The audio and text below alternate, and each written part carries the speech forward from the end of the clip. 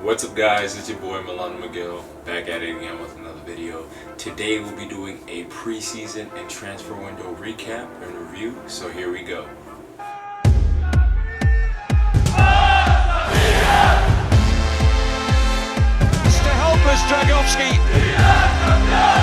Well done, young man, that was...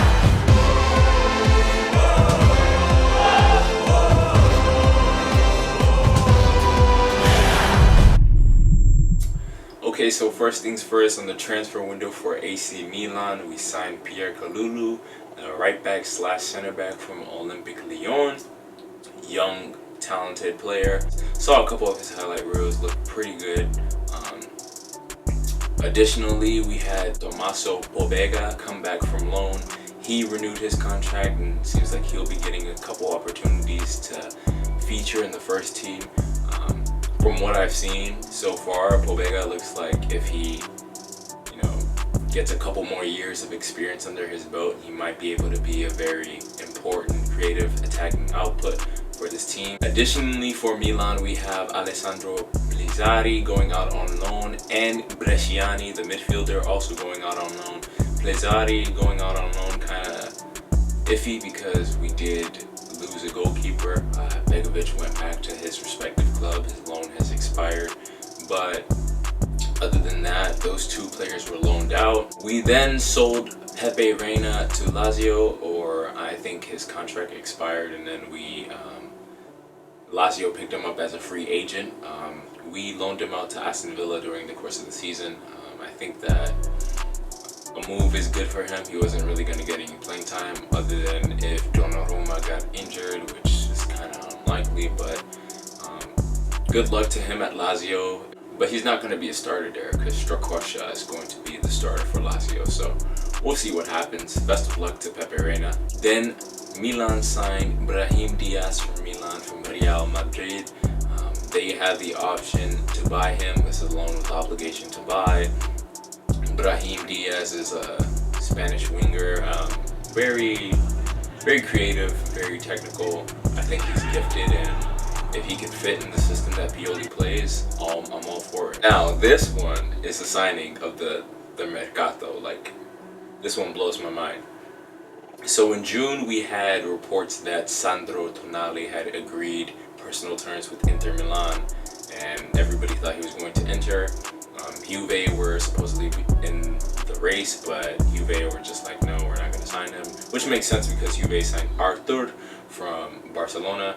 But eventually, reports were coming out that Milan were trying to hijack the deal, and lo and behold, Master Paolo Maldini hijacked the deal, and I can't believe I'm saying this, but Sandro Tonali is now an AC Milan player, taking the famous number 8 from Gennaro Gattuso, who was his idol.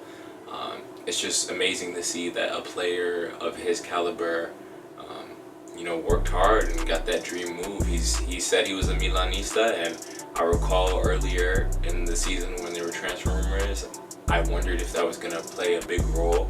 Supposedly he had offers from Barcelona, but he decided to go to Milan and played where his heart is going to be. I wish him the best. I can't wait to see how Pioli's going to implement him into the system. After that, we also have Tiemoué Bakayoko, who might be coming back to Milan. He was at Monaco on loan from Chelsea, and it seems like Frankie Lampard's not going to use him. So he's hoping for a move back to Milan. There's reports that he'll take a pay cut, but nothing has been agreed yet, so hopefully that will happen before the Mercato closes. Andre Silva has also left the club on a permanent transfer to Eintracht Frankfurt, which means that Ante Rebic will be also a permanent transfer for Milan. So those are the transfers that Milan have done. Personally, I think Milan might need to buy a center back. Milenkovic from Fiorentina is the ideal center back, from my opinion, for Milan, but I don't think Milan have the means necessary of wages and money to pay for him yet, because it seems like Fiorentina is going to ask for maybe 30 mil up. So we'll see. There's also rumors that Chiesa to Milan, but Fiorentina is demanding 70 million euros, and I don't think that's necessary. I wouldn't pay more than 40 million euros for Chiesa, but that's how I see the transfer window so far. In my opinion, Milan has added depth, strengthened a bit, especially with Sandro Tonali. If Bakayoko does come, whether it's loan or obligation, whether it's just a permanent transfer, whether it's just a dry loan, he definitely can add to the team. He's had that previous Serie A experience and he's played with some of these players before. So yeah, I'm all in for it. Now into the pre-season review. Milan has played 3 friendlies so far. They're going to play another friendly before they go into the Europa League qualifiers game. Milan's first game was against Novara. Very interesting game. Milan conceded 2 goals in 13 minutes, and you started to scratch your head like, where's the mentality to fight back to win? But Milan would come back around and pull the 4-2 victory. Ibra, who renewed his contract over the Mercato, changed his number from 21 to 11 and was also given the captain's armband in this friendly. Franck Kessié also took the captain's armband in this friendly. My takeaways from this game, Milan conceded 2 poor goals. Leo Duarte, who came back from injury, is pretty much injured all season. He's just not defensively aware, or maybe he's just not fit, but those 2 goals that we conceded against Novara were definitely unacceptable. So we need to strengthen at the back, especially with Romagnoli and Musacchio out on injury. Those are vital places that we need to fix and spruce up. Paquetá would grab a goal in this game. Paquetá, who seems like he might be on his way out. Seems like he's on the transfer list. There's a rumor that he might go to Lyon, but that's been thrown out the window by Lyon's president. Diego Lachout managed to grab a goal in this game. He's the one who grabbed the second goal, tap-in goal, but hey, got us back 2-2 on the scoreboard. Then we had Calabria, who was fighting for his position to stay at Milan. He has competition with Conti, but Conti's injured. So Calabria got a goal back, and then Paquetá scored another one. 4-2 final whistle for Milan. Overall, impressive performance. For me, the man of the match was Pierre Kalulu because he had his first outing for Milan, and that boy can run. He can whip balls into the box.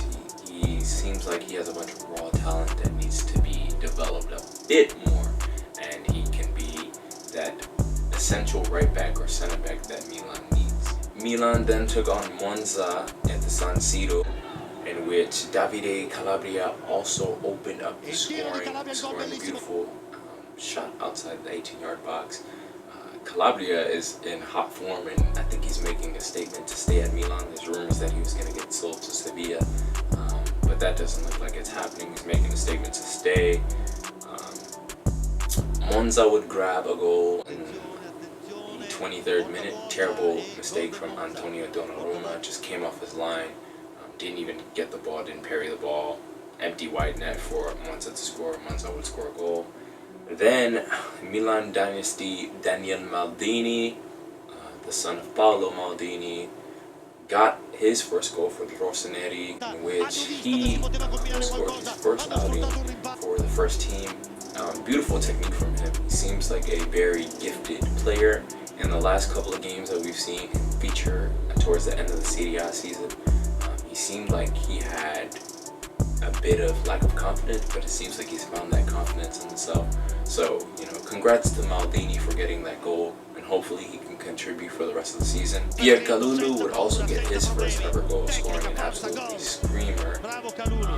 And then Lorenzo Colombo would score again, putting the icing on the cake. Lorenzo Colombo is definitely very well technically gifted. If you've seen his highlights, that boy can find a goal.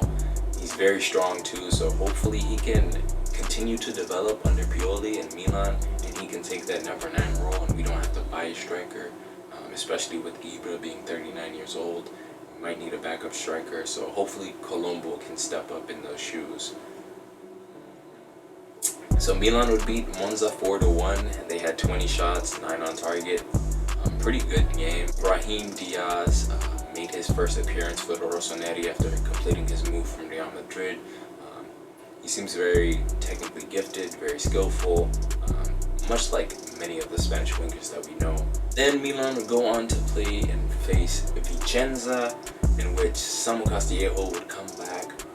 Samu Castillejo in form, grabbed 2 goals in this game. Definitely nice to see him back in form after suffering that injury prior to the end of the Serie A season. Lorenzo Colombo would grab another goal. Again, Lorenzo Colombo is looking more well and composed as a striker, and if he can continue to build on this, I think he might be the number 9 for Milan. Brahim Diaz would get his first goal in the 75th minute. Definitely nice to see him get his first goal, and he bagged another goal in the 90th minute for Milan. Just another great performance from the Milan youngsters, and it seems like they're primed and ready for the Serie A season. They play Brescia on Saturday, and then they have the Europa League qualifiers against some Irish team. And then after that, Serie A is underway. So it looks like they're in shape. They have the right mentality. They've been beating these teams by over 2 goals. Goal scoring is no longer an issue for this Rossoneri side, which is an issue that we had to face for many, many years. But out of all these preseason games, these are the players that I wanted to highlight. Pierre Kalulu, I've already said it, the man is fast, he's strong, he can whip in balls into the box, he can shoot, he has an outrageous shot from outside of the box. Needs a bit more development, but once he gets that development, I think he can be a solid player for Milan. We have Emil Rollback, who's also a right mid for Milan. He's a good youth talent. He needs to work a little bit more, but he has blistering pace, which is one thing that is very needed in modern football today, pace. If he grows a little bit more, him, Kalulu definitely can be starters in this Milan side. We have Maldini, who is finding his form in the Rossoneri. Maldini has a lot of weight on his shoulder because he has the Maldini name. But I think he's capable of doing that, especially in the position that he plays. We also have Lorenzo Colombo, which I've highlighted, very technical, played in the Primavera. If you go look at his highlights, he scored a decent amount of goals. He had a nasty injury and came back. So I think he's good. Hakan Çalhanoğlu, still in form. He was a player of the season for Milan. I think the player before the dying embers of the Serie A. Additionally, we also have Frank Kessié and Benacer still in form, doing very well. The partnership seems very strong. And now we add Tonali into the mix, maybe Bakayoko. We just have a good rotation, especially because we're going to be in the Europa League this season.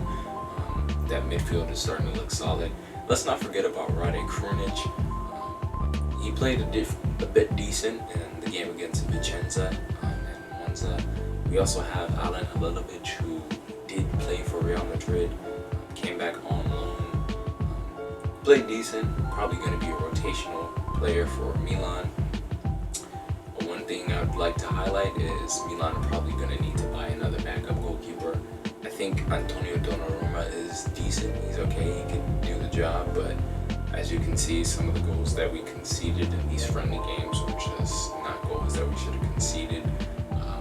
So it looks like Milan might need to buy another goalkeeper and possibly a center back. And I think we could honestly contend for top 4 this season with the signings that we've made.